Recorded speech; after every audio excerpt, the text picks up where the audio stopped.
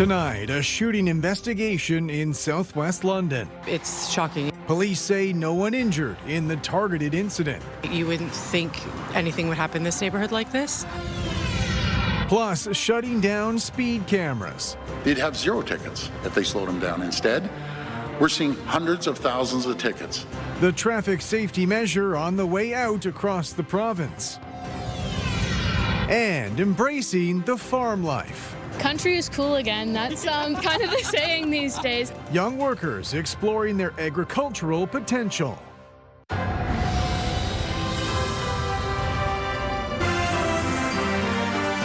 CTV News with Carlyle Fiset. Good evening. Thanks for joining us. We begin tonight with major changes for Canadian mail delivery. Canada Post will be reducing the frequency of door-to-door mail service while increasing the number of households tied to community mailboxes. Rachel Aiello has more on the federal government's directive. We learned today that Canada Post is effectively insolvent, and the situation facing an institution generations of Canadians have relied on is unsustainable. So the government is forcing immediate changes to mail delivery to try and save money. How and how often Canadians' mail is delivered is changing. Today, the federal government directed Canada Post to end door-to-door delivery, lifting the decade-old moratorium on community mailbox conversions. I want to be clear. Canada Post has an obligation to serve all Canadians in every community in Canada, and that will not change. While 3/4 of Canadians already receive mail in a communal location, within the next 9 years, the remaining 4 million addresses will stop seeing mail carriers at their door. Canada Post will inform Canadians as they go. Citing reduced demand, Canada Post is also being told to lower its letter mail delivery standard, meaning instead of it taking between 2 and 4 days for small deliveries, it could take up to 7. And changes are also coming to rural post office operations, as recently recommended by an industrial inquiry. These measures will help stabilize Canada Post's financial situation by generating close to $500 million per year. Since 2018, Canada Post has lost more than $5 billion and is on track to lose close to $1.5 billion more this year.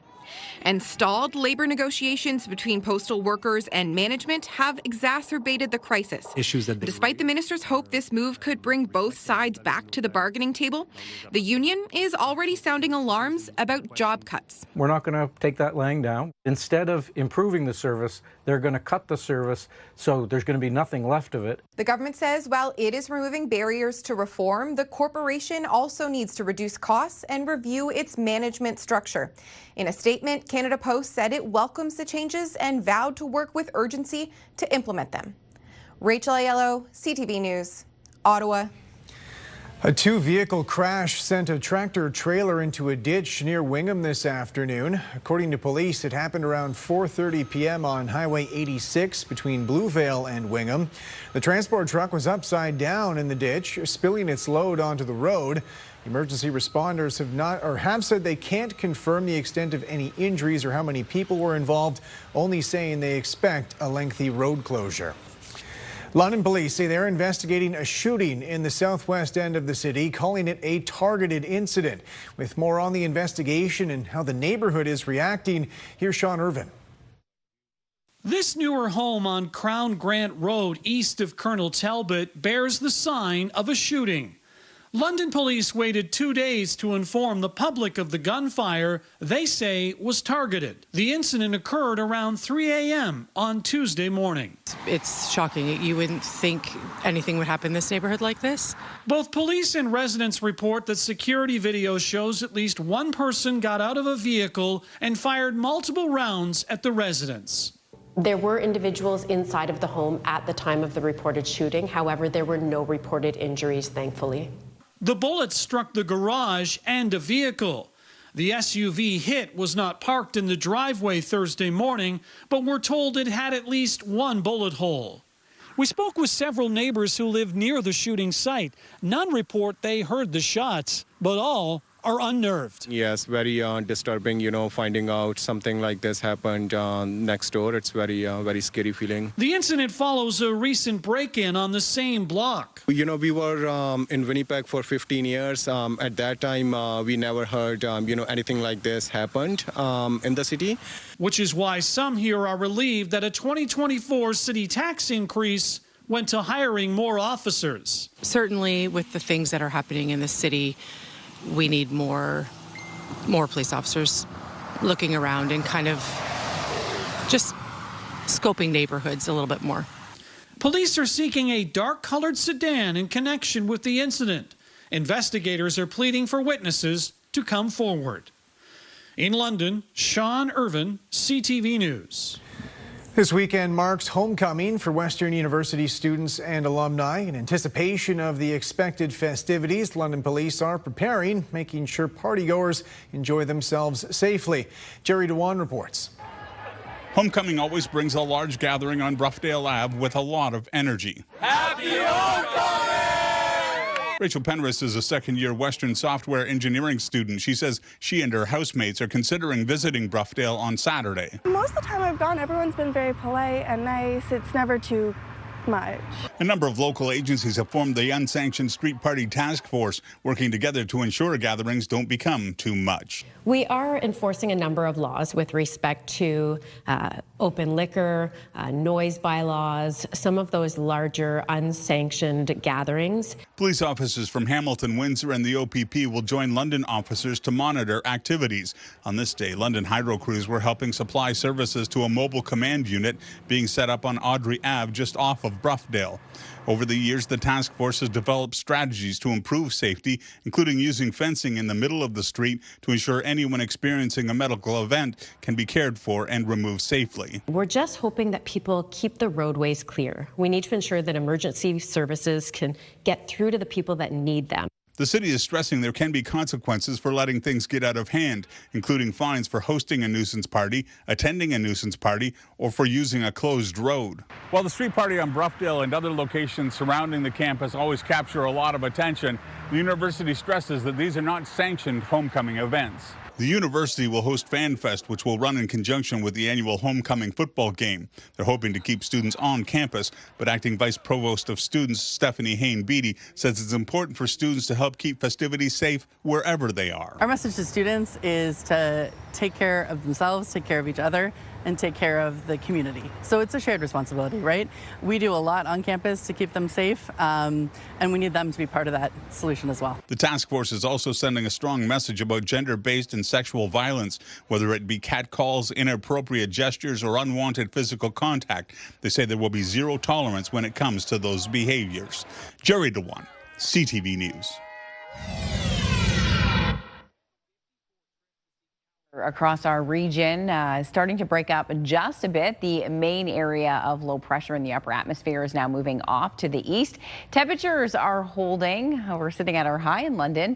We were just last hour at 21. We've now dipped to 19. Midwestern Ontario 18 to 19 degrees. Still a few very light spotty showers, but as we head through the next couple of hours, that probability on the very low end at just a 30% chance. High pressure in play in the extended forecast, tracking this weak front that'll bring a bit of cloud cover towards the Wyerton area tomorrow, but we will clear the skies. We'll take a look at a beautiful forecast setting up across southern Ontario as we head into the weekend. Carlyle?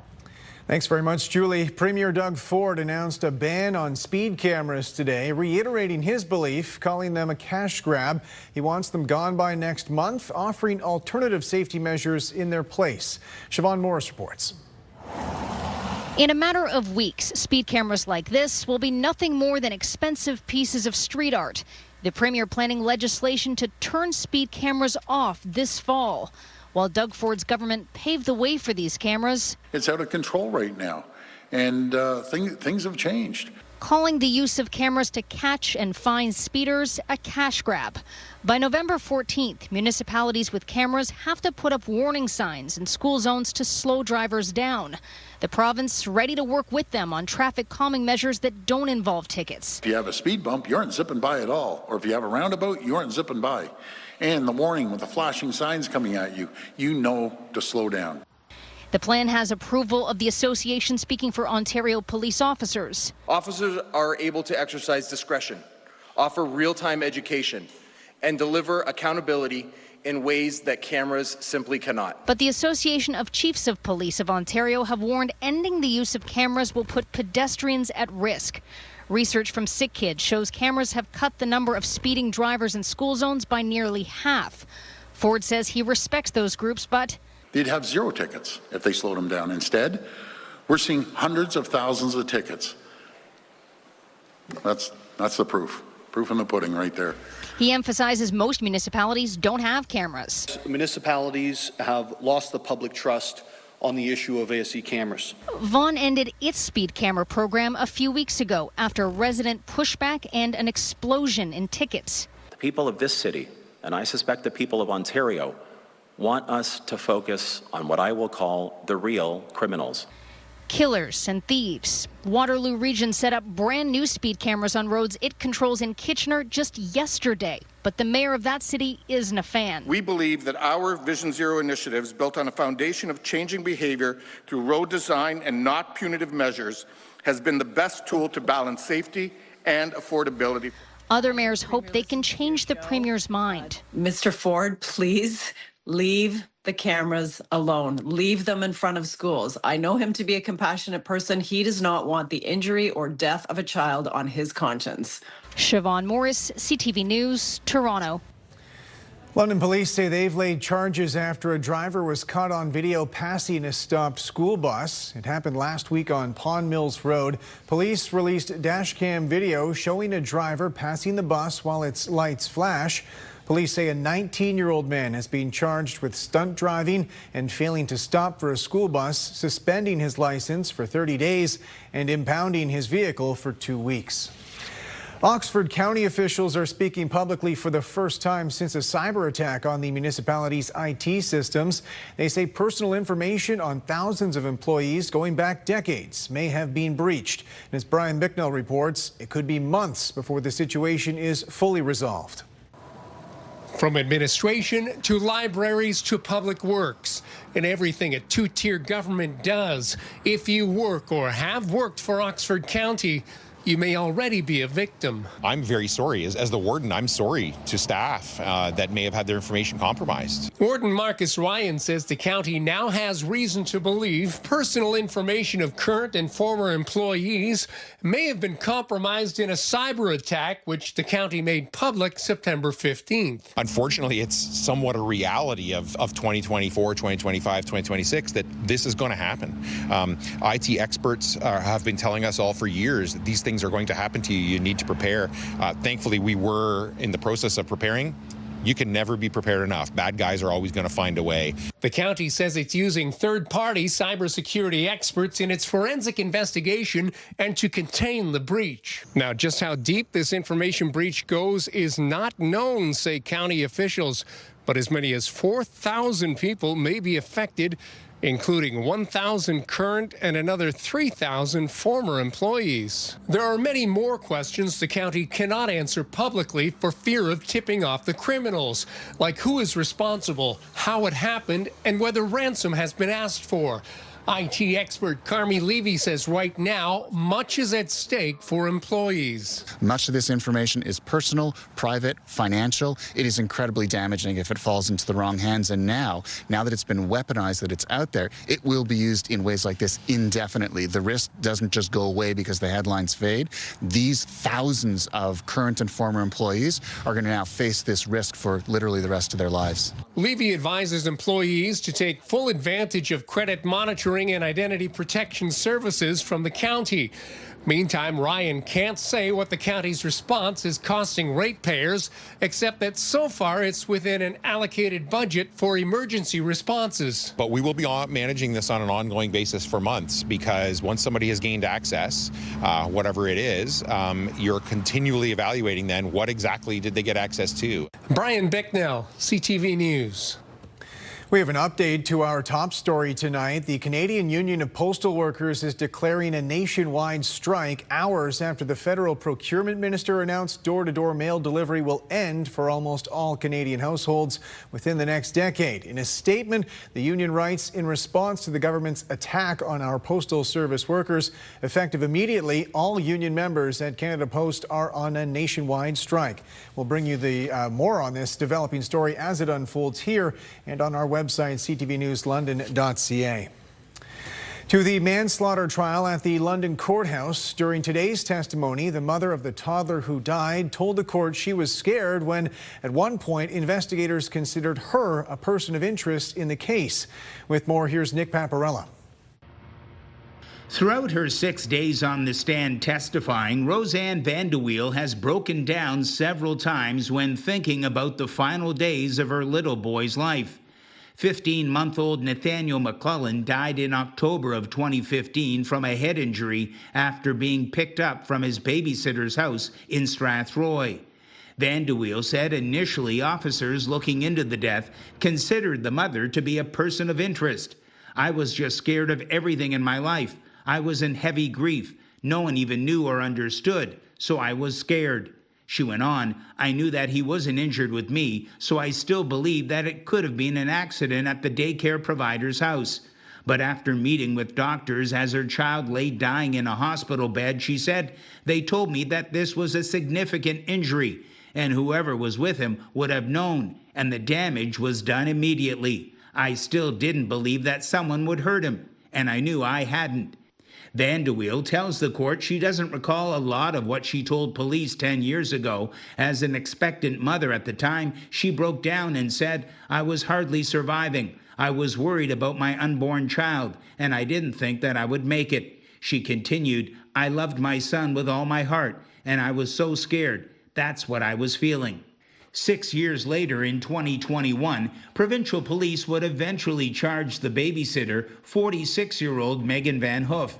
She had operated an unlicensed daycare from her home in Strathroy.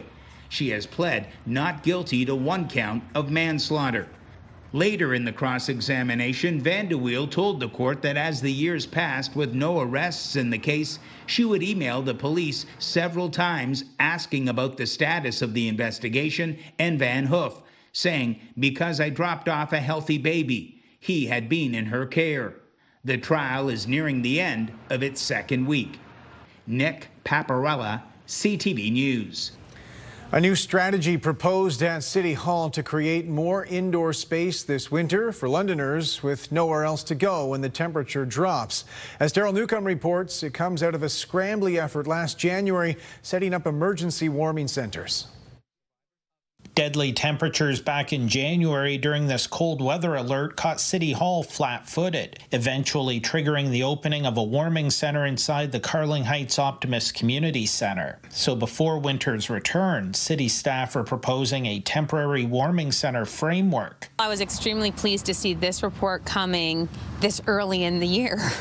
For many years, as you know, it's been late into the fall before we're having this discussion. Last winter, Toronto's warming centers were opened at -5 degrees, but London's criteria remained at -15 or -20 with wind chill. The new tiered approach would open 20 additional beds, 5 per shelter, all winter. A second tier would maintain the 70 overnight beds at Arcade's Cronum Warner location, and at -15 or -20 wind chill, 50 drop-in warming spaces would open, and the final tier, a temporary pop-up warming center for 60 people. City staff reviewed municipal properties and are recommending that the Boyle Community Center here in the Old East Village be the location for the pop-up warming center during those most extreme cold weather events. In total, the framework would cover up to 200 beds and spaces this winter, and the same number next winter, at an annual cost of $3.6 million. But Sarah Campbell points out the crisis doesn't subside when temperatures moderate. If it's an emergency at -20,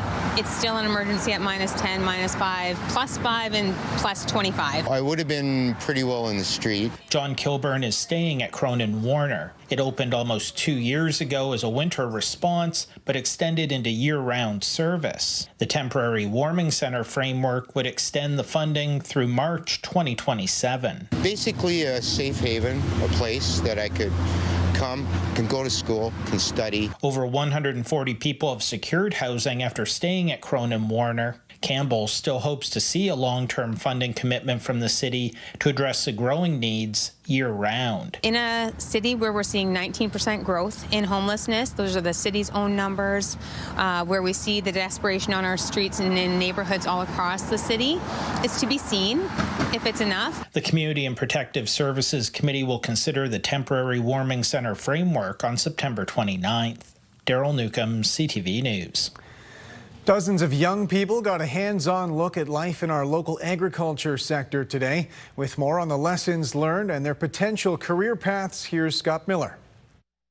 Future farmers and those considering a career in agriculture got an up-close look at what jobs are out there for them in Listowel this week. Young people think of, if you're in ag, you're either in ag equipment tech or you're a farmer, and there's just, so many opportunities, especially in the area we live in, that we're trying to expose them to some of the potential careers that are out there. Over 100 kids enrolled in the Specialist High Skills Major in Agriculture program in Huron and Perth counties spent their Wednesday learning about some of the jobs that are out there for them.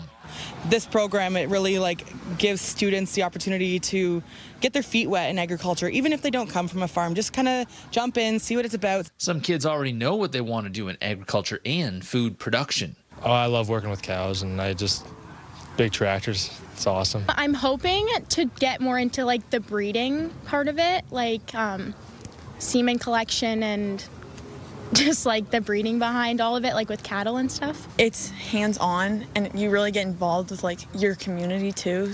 And I love being outdoors and love the farming experience too. The need is certainly there in Canadian agriculture. 1 in 9 jobs are in agriculture and food production in the country, and 40% of farmers will be retiring over the next decade, leaving a void of more than 24,000 jobs to be filled in Canadian agriculture. Country is cool again. That's kind of the saying these days. But yeah, there's so many opportunities locally to work for ag-based companies, and it's exposing these students to those opportunities and letting them know what's out there for them. You can look at the enthusiasm of the kids that are here today. I think it says something that they're all involved in this agriculture course that wasn't around when I was in school. This event is about more than just getting kids into agricultural jobs. It's talking about safety and mental health, something that really has been largely ignored in the agricultural world for many decades. Youth in our rural communities have so much further to go for services. They have, it is really hard working in agriculture. It's hard living in a rural community. These are real pressures that you feel. An ag showcase is already in the works for next year as well, because the need for ag workers will be almost unending for the foreseeable future. In Listowel, Scott Miller, CTV News. Coming up, a ballooning deficit expected when the federal government tables its next budget, the latest projections from the Parliamentary Budget Office. Plus, a hard landing for Rock the Runway, why organizers are refunding parking fees.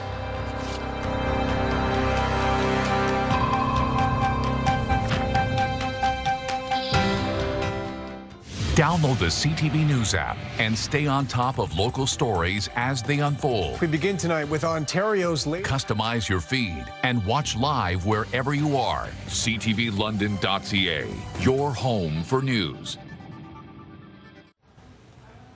Welcome back. Prime Minister Mark Carney is heading overseas to the UK for a series of high-level meetings on trade and global security. With more, here's Jeremy Sherrill.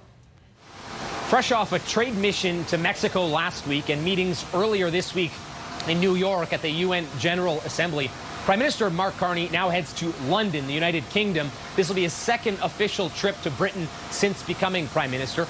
Once again, the focus on this trip will be trade and new economic opportunities for the country. During this trip, the Prime Minister will meet with leaders of other countries as well, including the Prime Minister of the United Kingdom, Keir Starmer. He'll also meet with the prime ministers of Iceland, Australia, Spain, and Denmark. The prime minister's office says in the face of a changing global landscape, they continue to look to diversify trade relationships. They'll be looking to bolster those relationships with these countries. They'll also talk about larger global issues like how to achieve lasting peace in Europe and the Middle East. The Prime Minister will also be attending during this trip in London the Global Progress Action Summit, a summit that brings together progressive world leaders from all around the world. The challenge the Prime Minister will face during this trip is what he can deliver upon his return to Canada. He has faced already criticism from some opposition parties on just what some of these foreign trips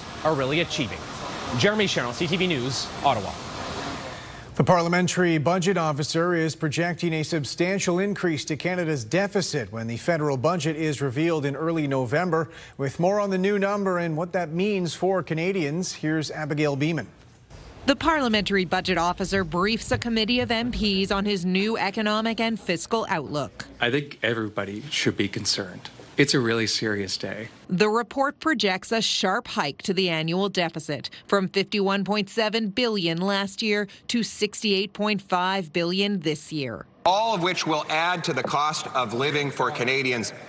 Why is it how is it possible that any prime minister could have been more expensive than Trudeau? A large part of that is in response to what has happened, not by choice, but we had to be there for workers. If you're in the auto sector, the steel industry, in the forestry industry, you expect your government to be there.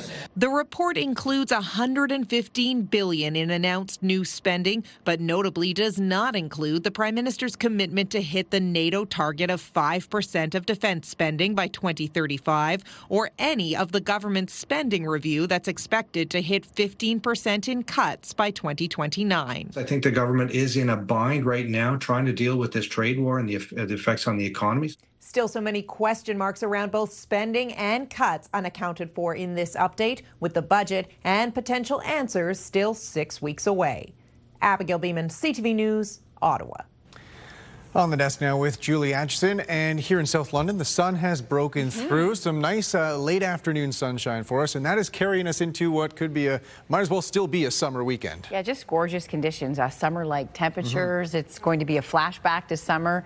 We have some gorgeous weather on the way in the extended forecast. Some peaks of sunshine as we head to Goderich as well. Still some cloud cover to contend with tonight in our region. Now, the rain over the last 4 days has been extremely welcomed. We were very dry through the month of September, and then as we started to wind things down, we really caught up. So the overcast conditions and the rain helping definitely the dry conditions in our region. 21 degrees our high today, 16 degrees our low last night, and another mild night on the way. At the London airport right now, it's 19 degrees and the wind's light out of the northwest. The low pressure system in the upper atmosphere has now moved eastward, and the surface low as well is pushing off to the east. It left that cloud cover earlier in the day today, and we still have a little bit of moisture out there, so the chance for some light drizzle in Midwestern Ontario over the next couple of hours, and then overnight that probability drops off. We have a little cold front that's going to want to hang out tomorrow in Midwestern Ontario, so that will leave about a 30% chance of showers. But other than that, we will be in the clear,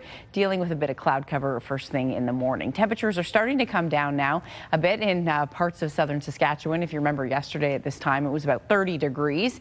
Western Canada, Vancouver at 15, Calgary sitting at 22, and again dealing with air quality issues in Western Canada. 23 in Thunder Bay tonight, and getting some cloud cover now and some rain moving into the Maritimes. Forecast model showing the cloud just holding a bit. Probability, as I mentioned, very low. Fog patches overnight and first thing in the morning, and then this is the little front coming through towards Wyerton, so that's why you have that slight probability. The trend will be to bring us lots of sunshine by Friday afternoon. We have a beautiful evening Friday. Overnight, mild, 13 to 14 degrees. Winds will be light and variable as you head out the door tomorrow morning to some cloud cover, but nice breaks of sunshine, and we'll be into mainly sunny conditions by the afternoon. The high coming in at 24 degrees. Our metal roof outlet forecast heading into Saturday, sunshine, Sunday, sunshine. Now we are looking at a bit of a blocking pattern developing in the upper atmosphere, and that will lead to days of the same weather. We are on the good side of the block, which means lots of sunshine as we head into Monday and Tuesday, Wednesday and Thursday. Now 24 to 26 degrees over the weekend. beautiful conditions, but yes, summer-like temperatures. And looking out at the forecast models as we head towards the first couple of weeks of October, temperatures are expected to average above normal, and it will be drier than normal as well. So sunshine holding in Midwestern Ontario as we head through the weekend. Beautiful conditions setting up. Daytime highs averaging about 5 to 6 degrees above where we typically are this time of year. We'll see the overnight lows drop back into the single digits as we head into midweek next week, but plenty of sunshine over the next 7 days. We are setting up for an absolutely spectacular weekend. This time of year, Carlyle, people want to get out and enjoy the fall activities, although it'll still feel like summer. We just have a great weekend to enjoy the outdoors. Back to you. We sure do. Thanks very much, Julie. I really, really wish I looked at that review first. Still ahead, an oil change dispute requiring a police presence. What could be the worst case scenario when you go with the wrong mechanic? Join us tomorrow morning at 8:35. We have your last chance at Warren Zyder's tickets. No pressure whatsoever. The show's just around the corner, coming up Wednesday, October 1st. Good luck.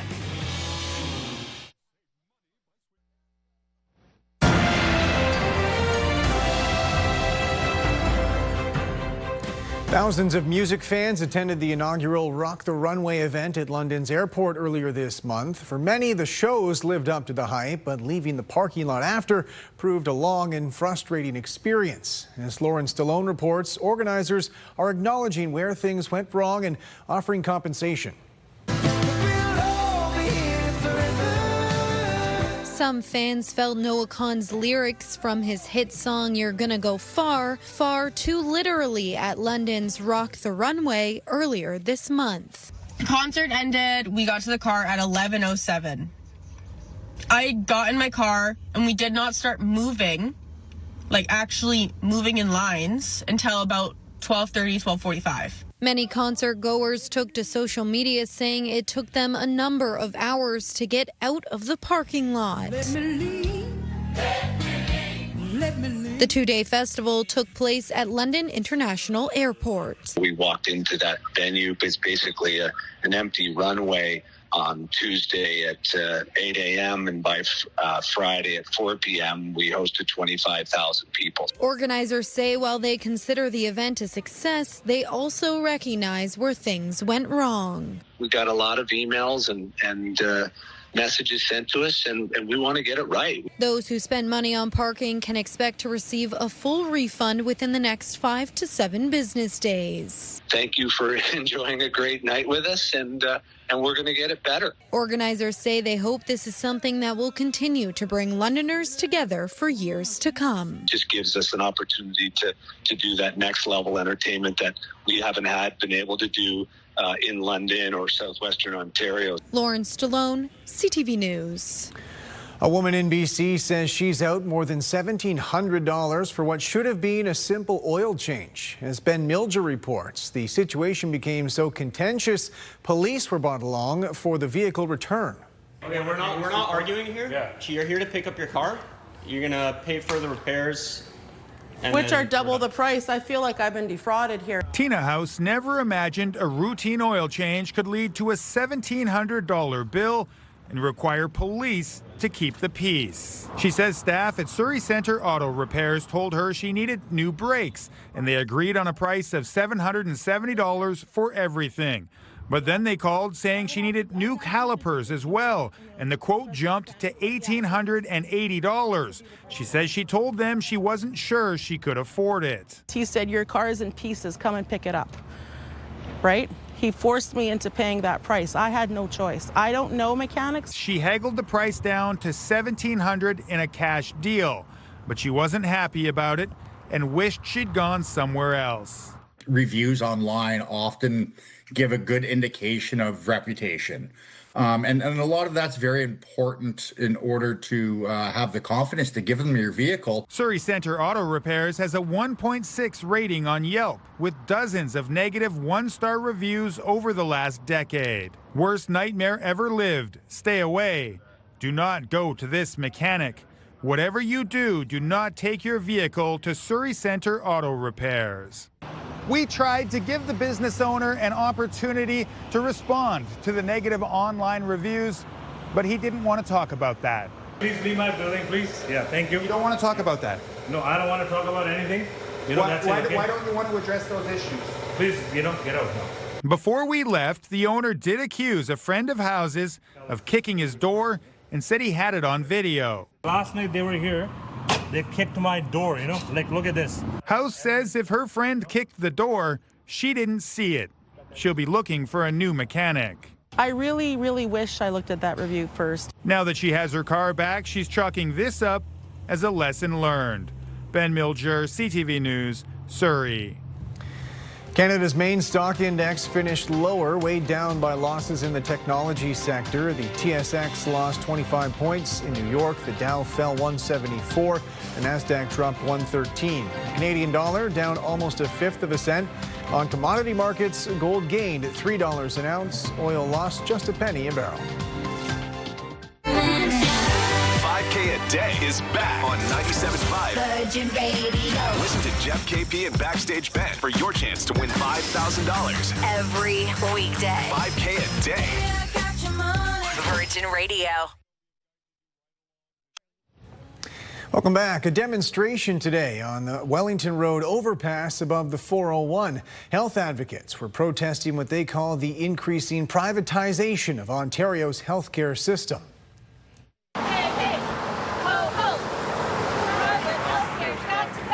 Well, you're seeing here the manifestation of frustration with the Ford government's approach to public health care. And actually, it's to the point that now we're demanding that this province enforce its legal obligation to provide universal medically necessary care in public hospitals. We're sending that clear message today that people are hurting. So many people have been sent into cataract surgeries needlessly with threats that they would have to wait extreme lengths of time that are not true. They're paying out of pocket when this is already covered under OHIP. Private healthcare's got to go. We are going to be in the public eye as frequently as possible. As many demonstrations are happening province-wide. And it's going to send a clear message to the government that stop the phony baloney, pretend that we are fighting for you in Ontario, but meanwhile Americanizing our healthcare system. The cost of policing along the Lake Huron shoreline is rising. Saugeen Shores Police estimate the cost of running the service will rise more than 10% next year, attributed to hiring 2 more officers and responding to more service calls coming in. Last year, police in Port Elgin and Southampton responded to more than 12,000 calls, thousands more compared to just a few years ago.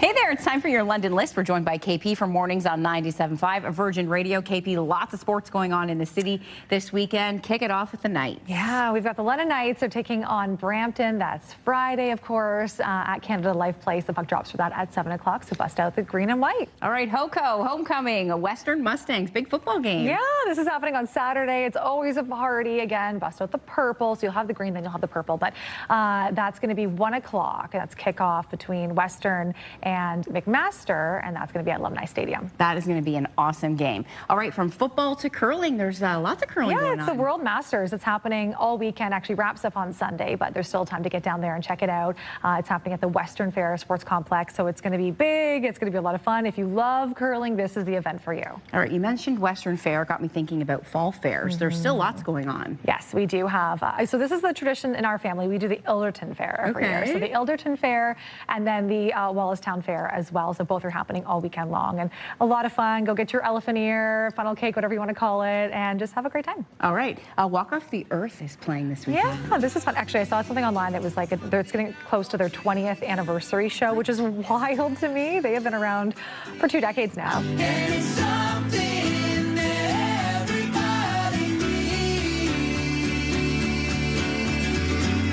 So So Walk Off the Earth are at London Music Hall, and that's Saturday night. Tickets are still available for that one as well. All right, for all those shoppers out there, there's a mom market this weekend. Mom market, that's happening Saturday at the Covent Garden Market. You can check out their website, but it's happening in Rotary Square. A bunch of awesome makers. All moms support small local businesses. Really one of a kind, unique finds there. And KP, Tuesday is Truth and Reconciliation Day, and there's a great event going on at the Grove. This is an opportunity to learn. It is. So it's approachable conversations with an Indigenous man. This is a fantastic opportunity to, again, embrace Truth and Reconciliation Day and learn what it's all about, learn our history, and ask those important questions.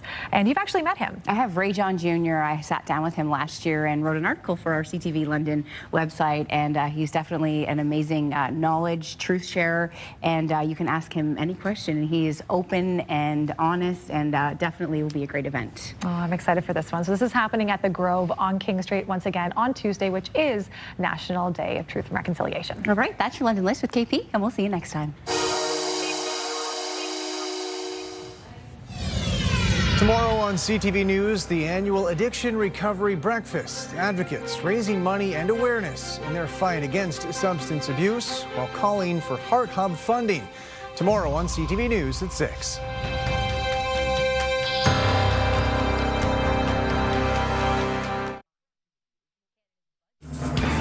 Thank you to Scott Robichaud from St. Thomas. Beautiful fall photo, although feeling summer-like across our region. Skies clear.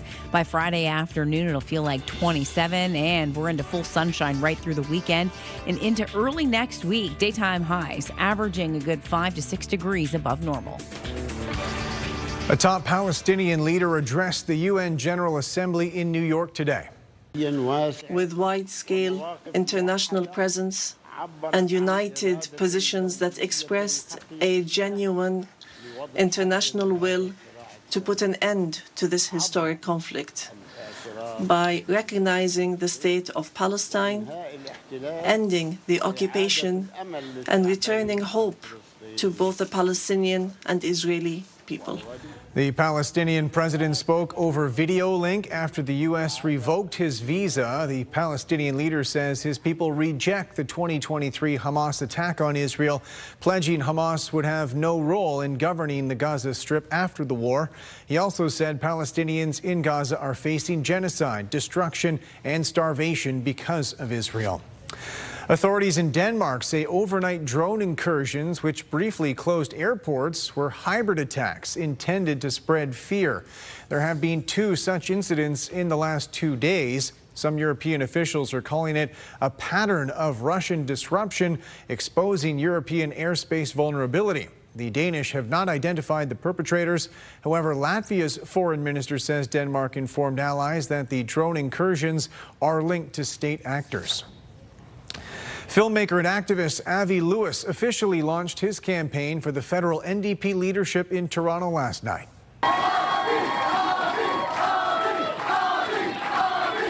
Lewis says he wants to build a party for the 99%, taking aim at both the Liberals and Conservatives, referring to their, quote, alliance and accusing them of colluding to boost corporate profits. This is comeback time, right? We're at the bottom of the cycle. But do we want to be a two-party system like the United States? I mean, this is sort of how Trump emerged, right? You get 2 parties. They're kind of Tweedledum and Tweedledee, a bit the same in the policies. People start suffering. They can't pay for their groceries. They can't pay for their rent. That's where the far right rises. And I don't think Canadians want that. So I think we're going to see, like right now, Carney and Poilievre, they're kind of like the Loblaws and Sobeys of Canadian politics, you know? They look like they're competing on the outside, but on the inside, they're approving huge military increases. They're doing these major projects, sweeping aside Indigenous rights and environmental protection. So we need an alternative. According to the Elections Canada website, Alberta MP Heather McPherson and International Longshore and Warehouse Union President Rob Ashton are also candidates in the race, but neither has made an official announcement. New Stats Canada figures show the country's population remained relatively flat for a second straight quarter. According to the data agency, Canada's population was about 41.6 million on July 1st, an increase of just 0.1% compared to April 1st. There were 13,000 more births than deaths in that time, combined with more than 33,000 immigrants arriving in the country. It's the second lowest growth rate for a 3-month period since the second quarter of 2020, when growth essentially halted because of pandemic border restrictions. London's top stories. We have breaking news tonight out of Ottawa. The latest in the breaking news alerts. I'm tracking an area of severe weather. It'll start. And watch live. A development now to a story from City Hall we brought you. Download the CTV News app. Finally tonight, the old saying suggests you shouldn't judge a book by its cover, and you could apply similar logic to a pup and its collar. Adam Sawatsky reports. Atta girl. This dog could be called anything, but Fido or Fluffy is unlikely when her fashion is this fierce. Oh, well, for sure, punk rock, right? And it wouldn't be wrong to say Donna Mae, who once shaved her head, grew up appreciating punk. Probably a little screw you to the establishment felt good when you're younger, but then the music just hooks you. So, instead of a classic like Rover, it wouldn't be surprising if Donna named her pup after a rocker like Rotten, Ramone, or Iggy. Iggy Pop. Donna didn't. But to appreciate what she did name this dog, we need to go back to when her previous pup, Kiwi, died. Love of my life, Kiwi. Yeah, I was heartbroken. And like a punk might armor themselves in a black leather jacket, Donna barricaded the pet part of her heart. Never wanted another dog. But then the folks at a dog rescue kept sending her pictures of this pup, and Donna agreed to temporarily foster Mika. But she had no reaction to her former name. I would say it, there was nothing. But there was something about the way this little dog found a way to fill that big hole in Donna's heart and heal it. She's just sweet as can be. So we called her Sweet Pea, and she responds, like, right away. So, Sweet Pea stuck. Donna adopted her, and now the dog mom is adding a couple DIY projects to her collection of vintage T-shirts. But instead of featuring punk bands on the front, Donna's hand-sewn pop pockets. So that I can put her in them. What? And have my hands free. Because all Sweet Pea really wants to do is cuddle as close as she can, as often as she can, despite her collar conveying the contrary. I think she might be a poser. She just really looks good in her collar. There's no punk spirit here. Probably more of a classical girl. Probably. But perhaps smashing open a heart hardened by loss, and like Iggy Pop reigniting a lust for life, all the while being named Sweet Pea, is also kind of punk. Adam Sawatsky, CTV News, Burnaby.